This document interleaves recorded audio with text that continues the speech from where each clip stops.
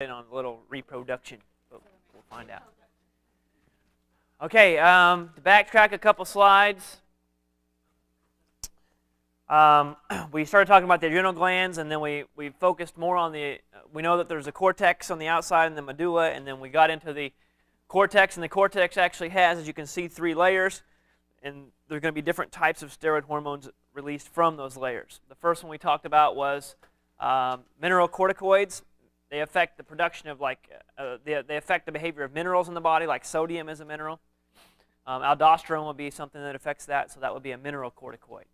Okay, it's in the cortex, it affects minerals, and it's a steroid hormone, so that's where all parts of its name come from, mineralocorticoid.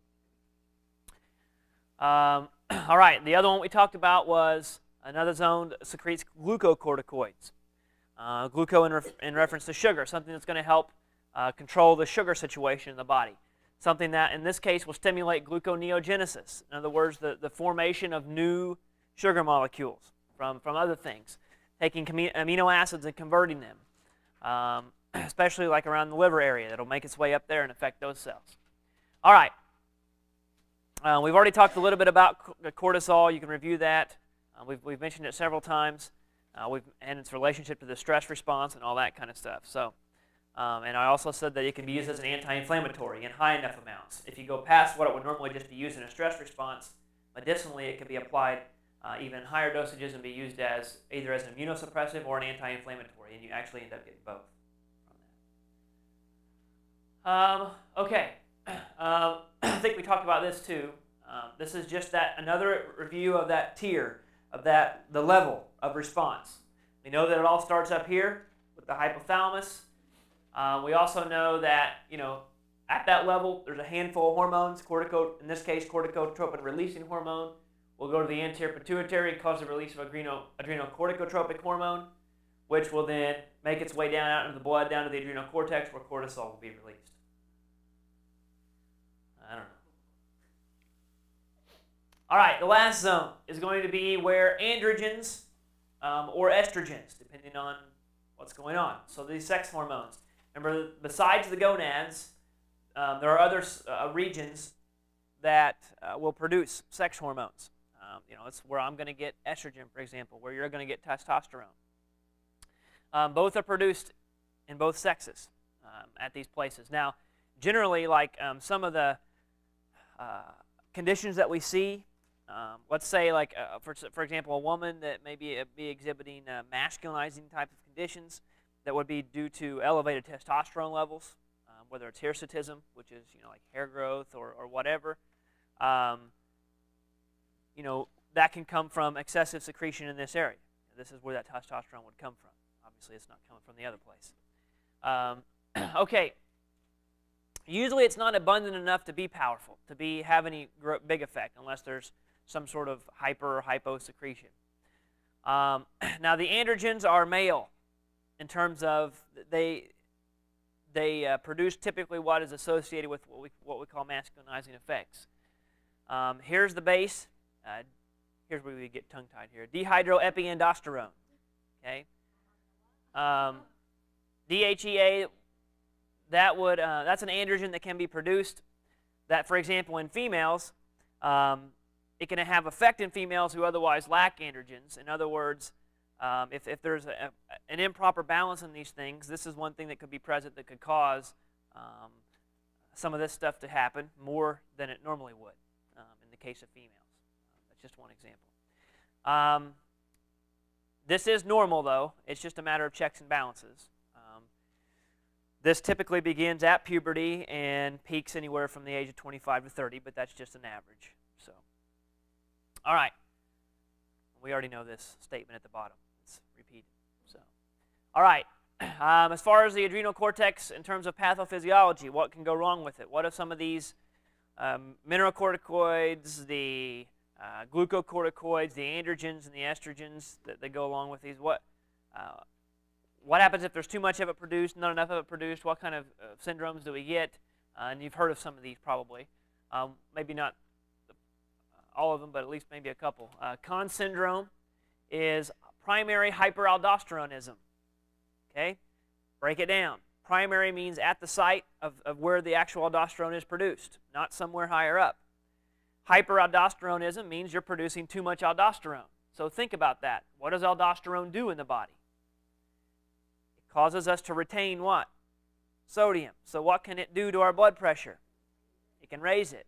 So if you have primary hyperaldosteronism, a problem with too much aldosterone, overproduction at the local site, then they call that Conn's syndrome. Okay? Now you can have a secondary condition. Maybe you exhibit the same symptoms, but instead of it being a cause of down at the actual production of aldosterone, it could be higher up in the chain. The renin-angiotensin mechanism that we talked about is what's responsible for getting aldosterone to get released. If something goes wrong in that pathway up higher, then it could still be the same situation. They just call it a secondary form of it because it's a little bit different cause, but the symptoms would all be the same.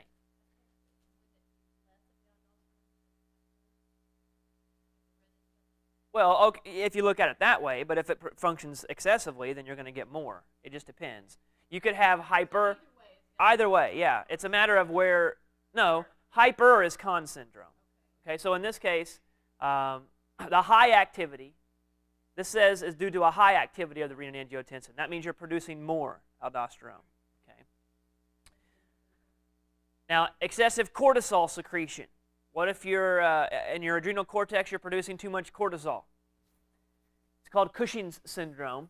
It can be at different levels. It could be way up because of way up top in the hypothalamus, the corticotropin-releasing hormone. It could be in the anterior pituitary where you get the adrenocorticotropin hormone.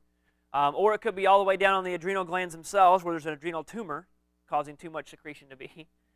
Or even a tumor up in the anterior pituitary causing too much of it. There's a lot of different points where it could go wrong.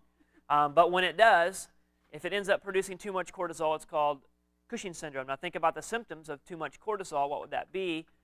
Remember what cortisol does is it takes your storage and puts it all down and gets it flowing into the bloodstream and breaks down all of your nutrients and gets them mobilized. So excessive gluconeogenesis. In other words, taking things, fats, amino acids, starting breaking them down and get that into the bloodstream and flowing around into that body. So what will happen is, what one of the symptoms is actually leads to fat deposits on the face, abdomen, and neck. We get all this stuff going around, and all this stuff is broken down and then delivered. And some tissues can get fat delivered to them more easily. Well, if it's a syndrome, then if it's this, then you stop it by hormonal therapy. If it's just weight gain, that's a whole different ballgame. So, okay, primary adrenocortical insufficiency. So here we've got excessive. The opposite of this would be too much, not enough of it, but more specifically, not enough of it locally at the bottom level. We call that Addison's disease. This is usually autoimmune because what happens in this person is they actually have antibodies. Something goes wrong to where their tissue their antibodies attack their own tissue, and it starts to eat away at the adrenal cortex, and as such doesn't produce as much cortisol as it should. Okay, so in this case, you don't get that mobilization that sometimes we need. If it's secondary, it could come from somewhere up. It could be something wrong with the pituitary or the hypothalamus. I mean, its possibilities are many. So what do you get with symptoms of Addison's disease? It's not enough cortisol being released in the body. You end up getting potassium retention, sodium depletion. You don't get enough sodium out. You don't get enough. You pull too much potassium back in because they go in opposite directions. There's poor response to the stress, and you got hypoglycemia. You get low sugar count in your blood as opposed to normal. That kind of stuff. So you can start seeing, if you understand the hormone mechanism behind how this stuff works, you start understanding these symptoms more and why people are experiencing these things. Okay, the androgens that are released, if you have hypersecretion, too much androgen, it can produce what's called a vague, just general term called adrenogenital syndrome, where genital manifestations may come into play in terms of if there's not enough or too much of a certain hormone, and then what sex you're dealing with. We know that there are conditions, where The female tract can get masculinized, even though genetically it could be female, that kind of stuff. I'll mention some neat stuff about that when we get into the next chapter. But so it just depends on what's going on. So obviously this androgen secretion is necessary to maintain male-female characteristics and genital development and that kind of stuff. So obviously problems with that are significant. Oh, wrong way. All right. Now, getting inside the cortex, going into the adrenal medulla, this is where we're going to get our epinephrine, norepinephrine. And what you'll see is the difference here is instead of having a hormone that's been circulating around and landed on that primary area that caused aldosterone to be released in the cortex or cortisol or whatever, what you'll have here is actually ganglionic neurons. In other words, neurons that are in the medulla that instead of waiting for a hormone to travel through the blood and land on a target cell, it's all neural. So that everything travels through a nerve as a nerve response, and then the last stop is in the adrenal medulla. And what is released in the adrenal medulla is epinephrine and norepinephrine, but it happens so fast. I mean, think of how fast we can kick in adrenaline and that kind of stuff. This stuff happens very, very quickly. We don't have to wait for this to interact with this and circulate around and interact with this. It goes straight to it. Okay? So that's what I mean by this. It is signaled by a preganglionic neuron, it itself is a modified postganglionic neuron. In other words, that where normally a synapse would be at the end to jump and transmit that, there isn't one. It just gets released out into the cells. The hormone itself was a neurotransmitter at that point. You can think of it like that. Okay, so they get released through sympathetic stimulation. The sympathetic nervous system is all conducive to that fight or flight response, to that stress response. It's going to trigger cortisol release. It's going to increase your heart rate, your degree of heart contraction. It's going to dilate your bronchial airways, increase awareness, shunt more glucose to the brain, all that stuff that will make you more alert to your surroundings and help you survive situationally, very short term. So that's why all this has to happen very quickly. Okay, you don't really need to know this, but why they just don't call it epinephrine altogether, it's because there's a subtle difference between the two, and it has to do with what specific receptors on a cell surface they're able to interact with. We've got, they're all adrenergic receptors. You don't care about that, but the point is there's what's called alpha and beta receptors, and depending on which one of those bond with what, that's how they get their name. But it's not that important. Not for this class, anyways. Okay.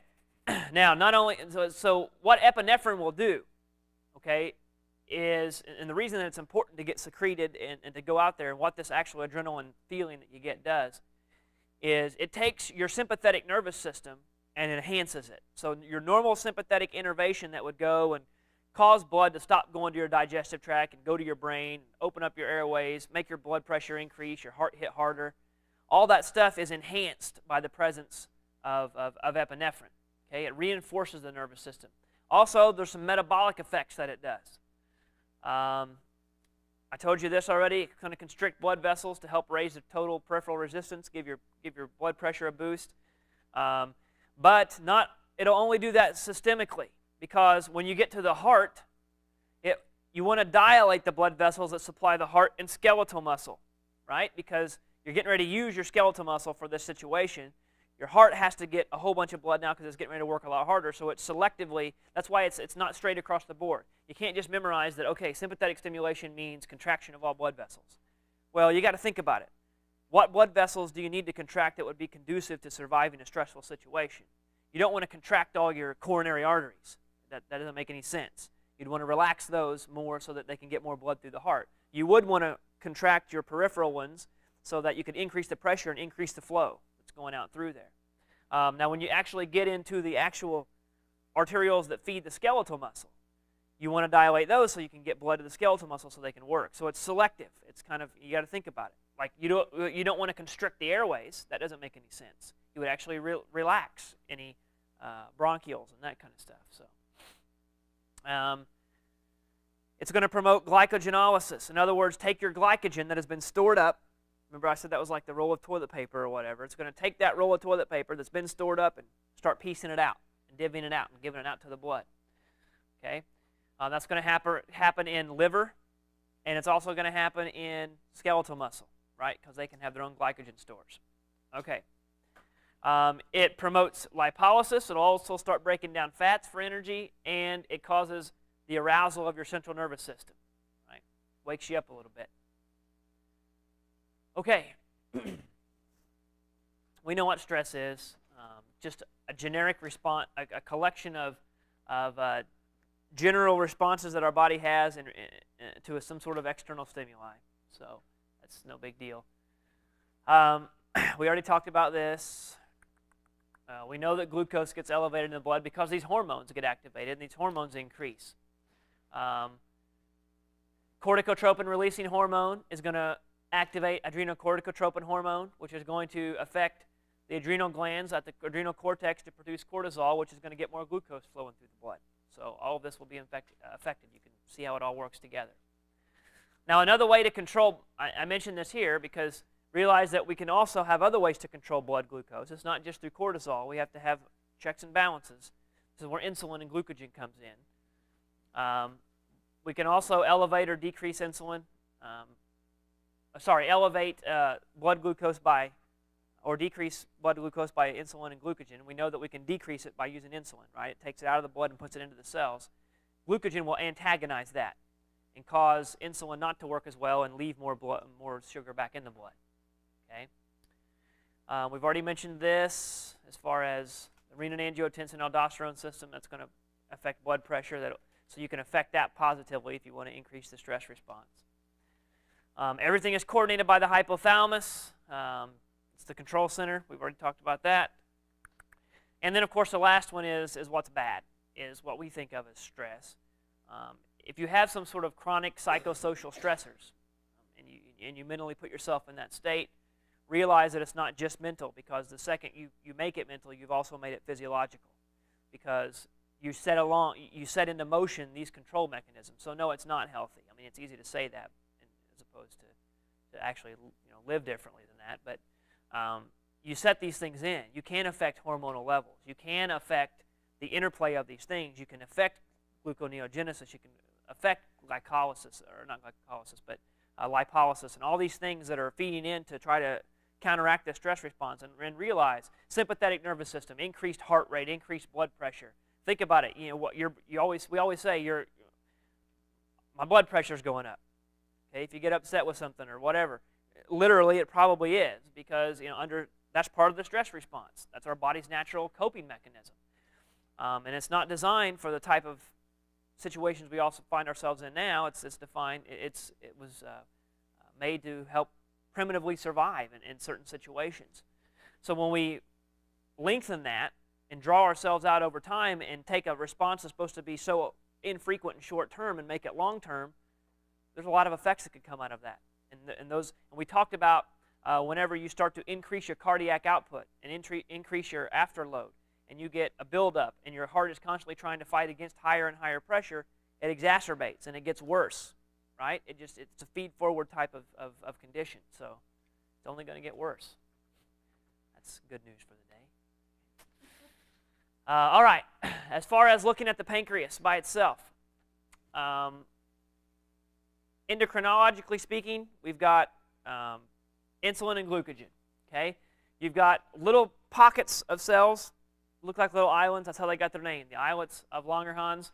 There are two special types of cells in those little groups in the pancreas.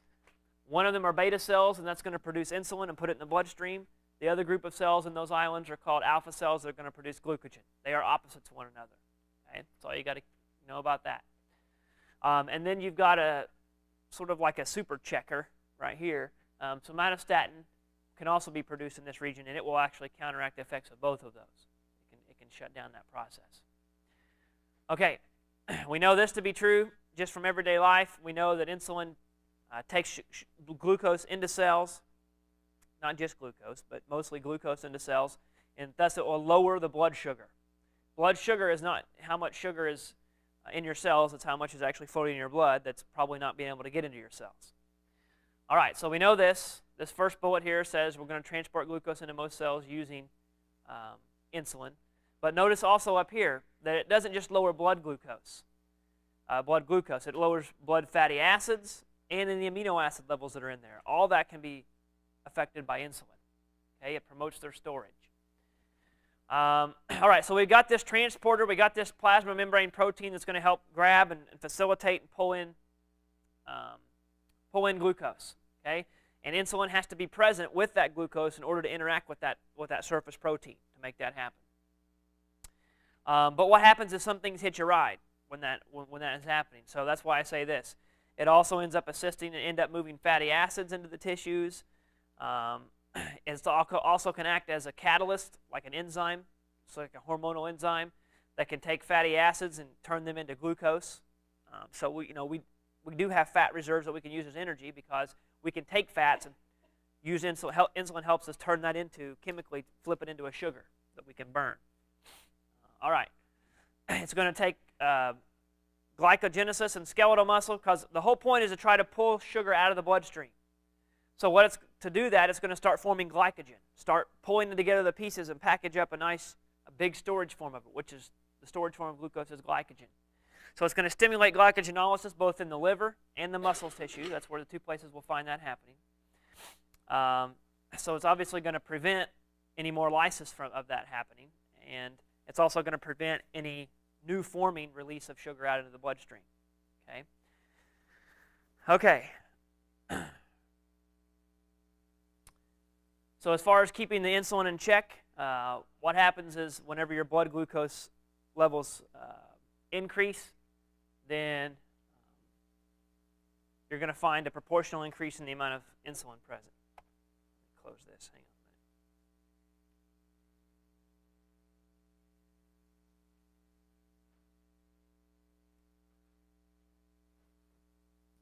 a minute.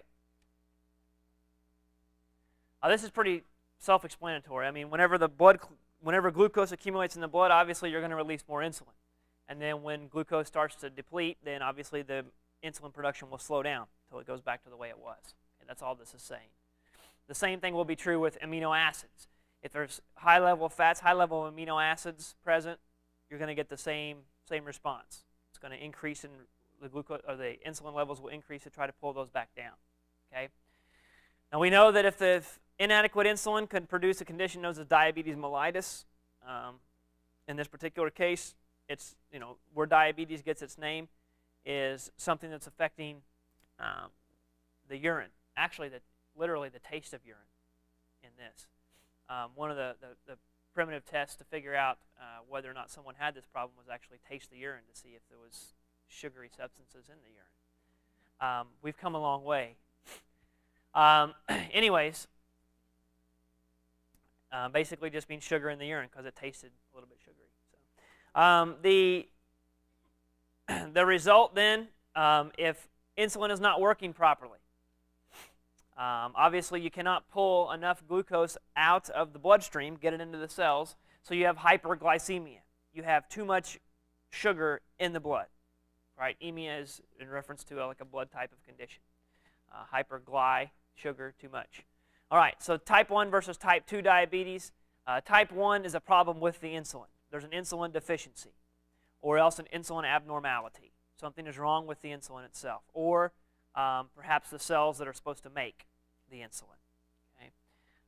Type 2 has to do less with the insulin itself, but instead of the giving end, the receiving end. The cells that are supposed to be interacting with that insulin, there's either a problem with the surface proteins. They cannot bind with the insulin. There's something wrong with the cells in general. Something happens to where the cell is no longer sensitive to the presence of the hormone insulin, in which case you have type 2 diabetes. Type 2 diabetes obviously then can't be treated with insulin. It's more treated with diet, exercise, and that kind of stuff. Type 1, that's why it's called insulin-dependent diabetes. I mean, you can treat it with controlling the insulin levels in your body at any given time. Or sugars.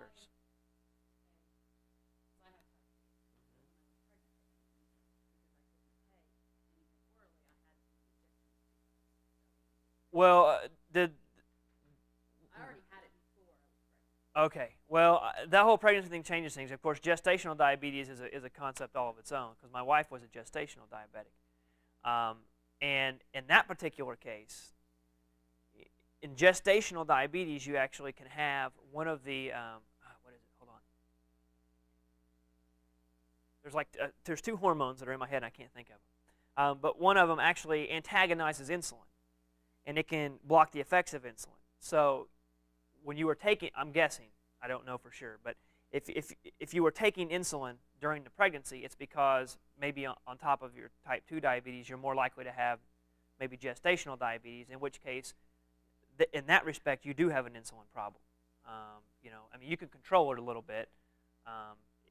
My wife didn't have to take it. I mean, she didn't have to take insulin. But, right.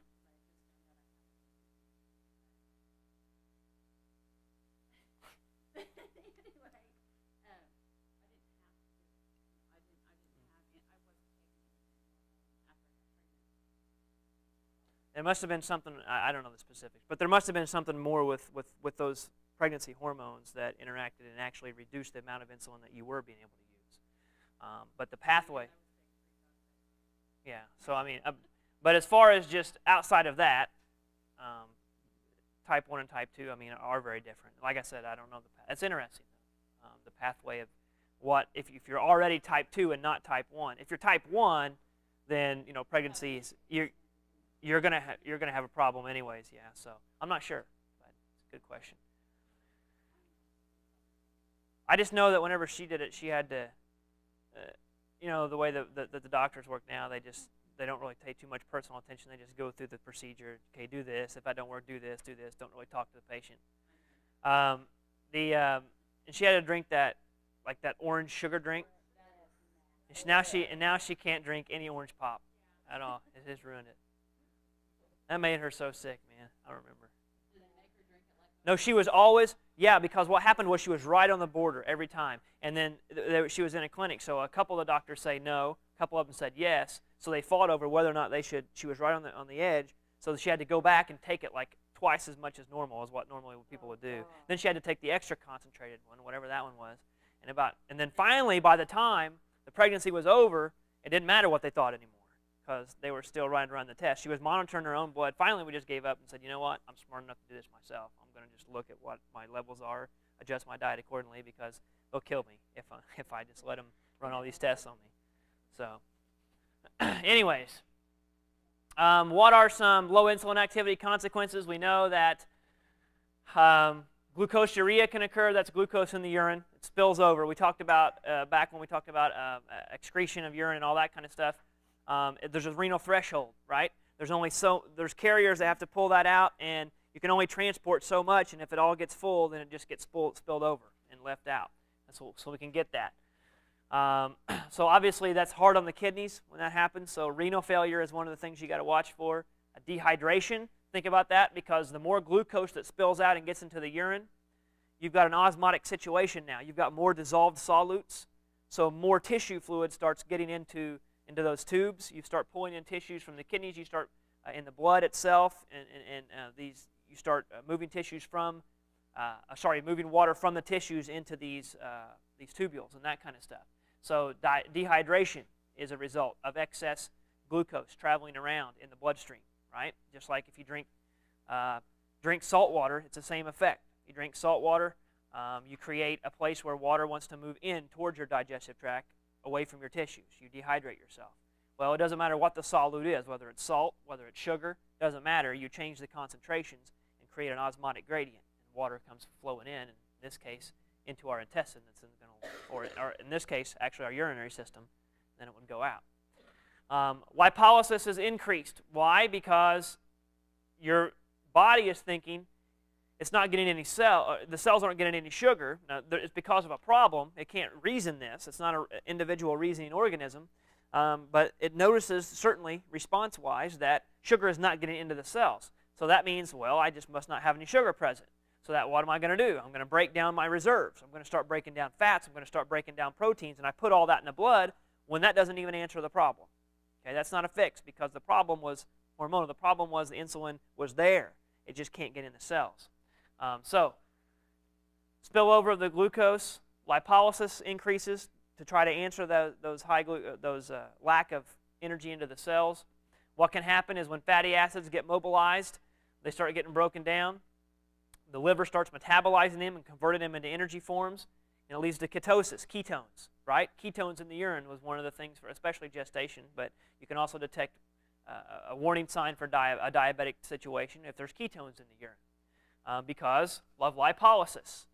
Lipolysis starts to work, you start breaking this down, and when it gets to the liver, metabolic processes turn it into chemicals called ketones. And then when that gets collected, that's a waste product, it goes out in the urine. The only reason that would be there is if this is happening. Okay? All right, now ketones are also another reason if they get concentrated enough, they can turn into acids. They are precursors to organic acids. So an elevated level of ketones also warrants observation so that it doesn't turn into a situation of acidosis. Because acidosis can develop, and the first thing that's going to go with acidosis is brain function.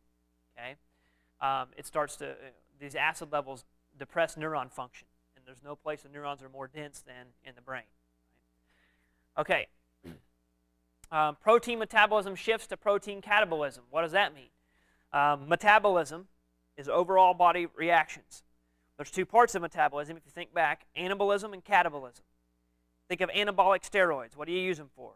Build up muscle, right? Anabolism is to build up something, like take amino acids, stick them together, and build proteins. Catabolism is when you take the proteins, break them down into amino acids. Okay, so they're opposite directions. Together, that makes metabolism. Okay, so in this case, in terms of proteins, you start breaking them down as opposed to synthesizing them. Okay, and you get that spilled out. And guess what proteins are made of? Amino acids. Acids, acidosis again. So it all comes together. So the skeletal muscles start to decrease in mass. They don't grow like they're supposed to, all that kind of stuff. So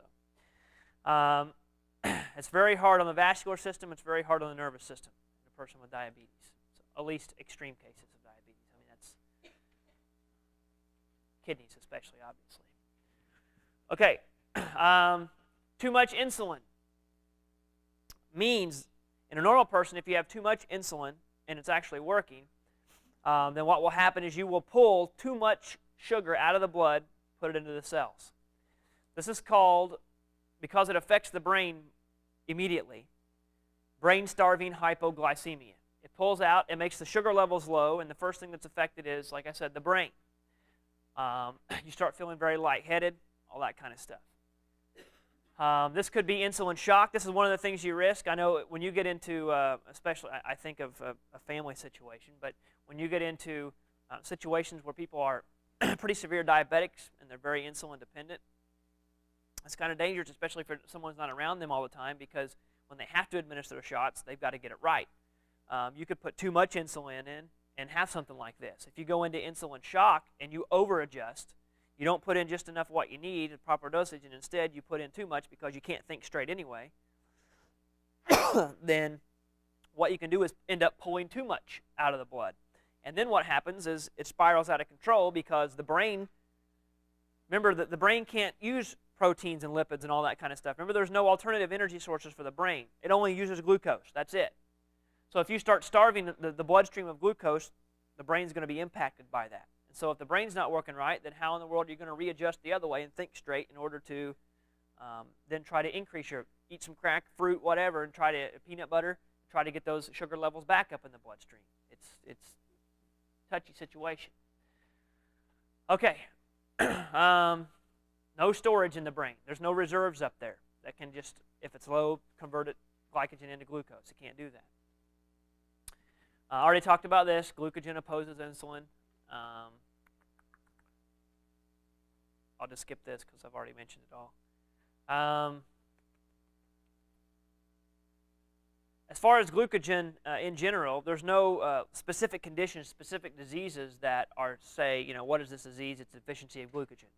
There's nothing like that so far. That's why it says abnormalities due to glucagon deficiency are not really known. We know that it's there to antagonize insulin, but it doesn't seem to be any reported cases or situations or diseases that are associated with a problem with this.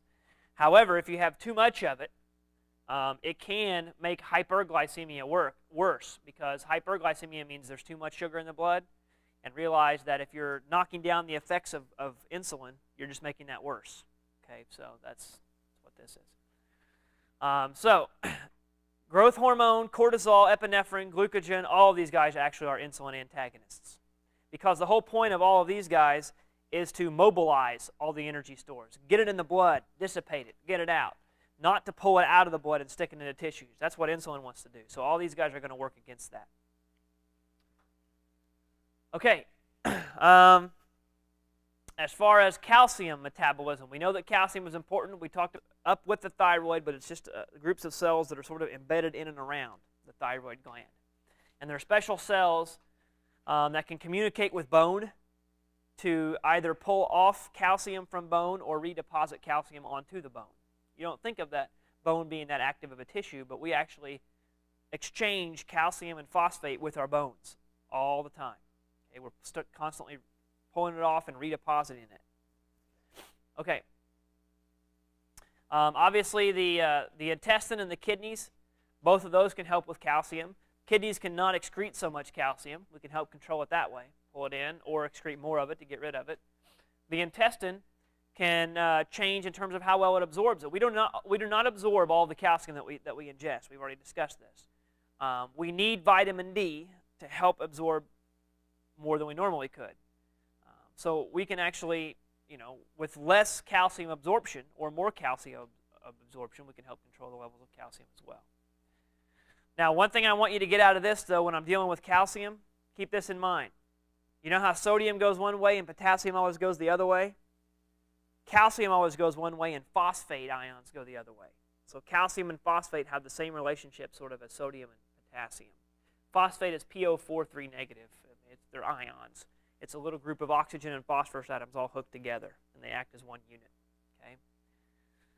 Okay, so calcium and phosphate. If calcium increases, phosphate will decrease. If you're going to pull calcium off of bones, you're going to have to deposit phosphate into bones, and vice versa.